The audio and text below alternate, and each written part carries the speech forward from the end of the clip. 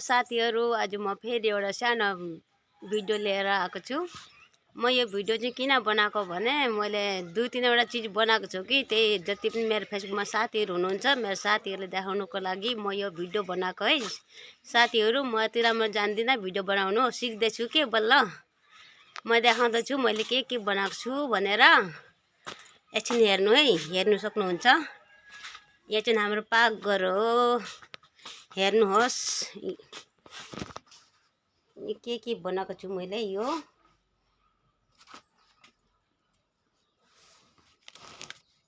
यो चटनी हो। यो चटनी हेर्नु सक्नुहुन्छ। यो चाहिँ चटनी हो। यो चाहिँ अस्ति बनाएको 2-3 दिन भयो। यो चाहिँ आज बनाएको मुलाको चटनी। यहाँ केही छैन। यहाँनिर चाहिँ के छ भन्दाखेरि तोरी, खोर्सानी, तेल यति नै लगाएको छु। धेरै अरु चीज त के लगाएको छैन। यति राम्रो जान्दिनँ पनि बनाउनुलाई। यो आजको हो। यो आजको, यो अस्ति 2-3 दिन भयो यो बनाएको, 2-4 दिन भयो होला यो बनाएको।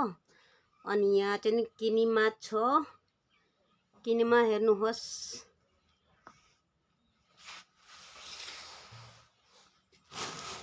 किनिमा हेर्नु सक्नुहुन्छ है।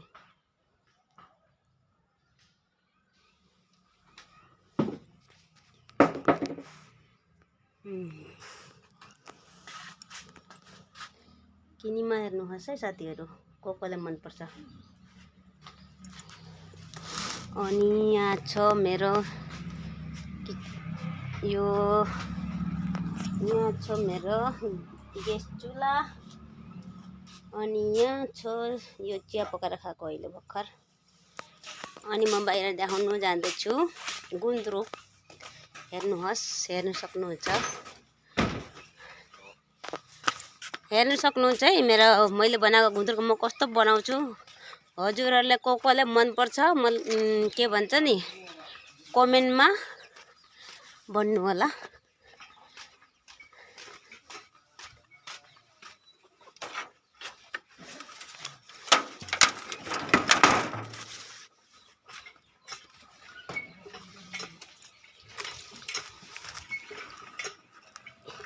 यो हाम्रो सागबारी।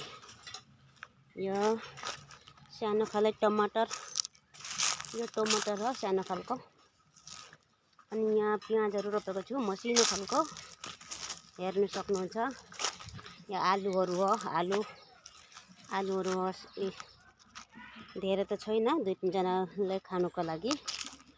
अनि यहाँ बैगुनहरु छ। यहाँ बैगुन छ। यहाँ खोर्सानीहरु छ।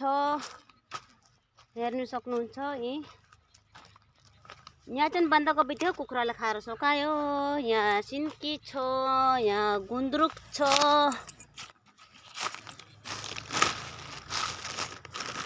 पत्ताहरु पसेको छौ रुखबाट झरेर। अनि यहाँ टमाटर।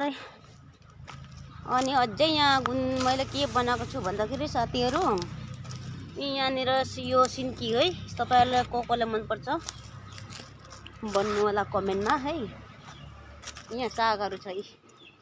सागहरु हेर्नुहोस्, मैले बिउ राखेको यो खाएर सक्को साग छैन। नि हेर्नुहोस् सागहरु है।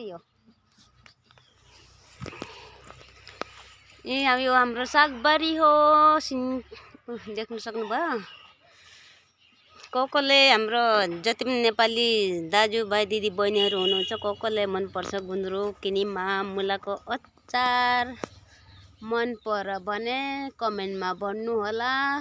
र म आजलाई यतिमै समाप्त गर्नेछु। Bye bye.